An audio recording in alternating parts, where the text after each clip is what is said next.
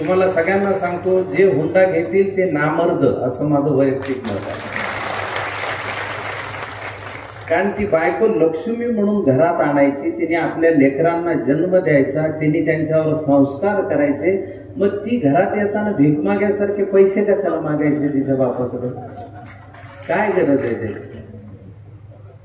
उद्या जर स्त्री टिकली नाही तर समाज कसा टिकेल? आपल्या देशाचं नाव काय?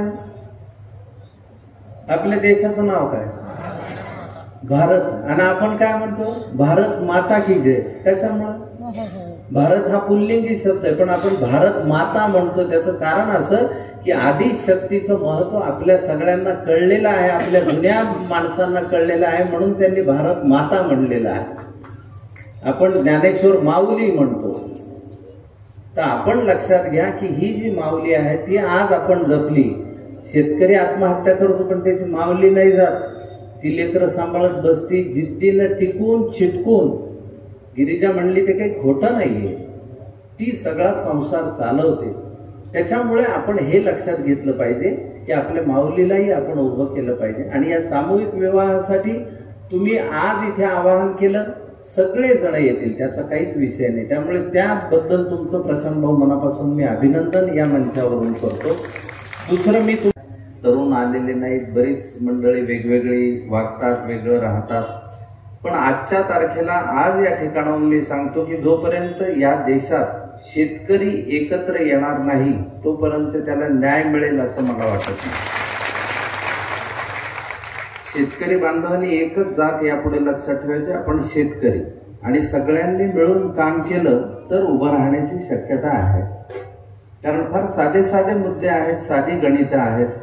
73 साली पहिला वेतन आयोग लागू झाला, त्यावेळी एखाद्याचा पगार 75-100 रुपये होता. तेव्हा सोनं 400 रुपये तोळा होतं. जुन्या माणसांना माहीत असेल, तेव्हा 11.5 ग्राम सोनं यायचं एका तोळ्यामध्ये. आणि कपाशीचा भाव 500 रुपये होता क्विंटलला. आज 2025 आहे. एखाद्याचा पगार हा 1,00,000-1.5 लाखाच्या घरात गेलाय. सोन्याचा भाव 1,00,000-1.5 लाखाच्या घरात चाललाय. कपाशीचा भाव 3,000, 4,000, 5,000 याच्यातच अडकलेला आहे. तर मला असं वाटतं की ही विषमता, शेतकऱ्यांची सर्वार्थाने सगळीकडून चाललेली लूट थांबणं ही फार महत्वाची गोष्ट या देशाला जर महासत्ता व्हायचं असेल तर आवश्यक आहे असं माझं वैयक्तिक मत आहे. सर्व बाजूच्या शेतकऱ्यांचं दुःख जवळून पाहता आलं. मराठवाड्यातल्या, विदर्भातल्याच नव्हे तर कोकणातल्या, तळ कोकणातल्या, पश्चिम महाराष्ट्रातल्या सगळ्या शेतकऱ्यांचं, सर्व शेतकरी बांधवांचं दुखणं सारखं आहे. फक्त ते वेगवेगळ्या हेडिंग खाली काम करतात एवढंच. कुणी कपाशीचं हे करतं, कुणी सोयाबीनचं करतं, कुणी ऊसाचं करतं, कुणी द्राक्षाची शेती करतं, कुणी हापूस आंब्याची शेती करतं.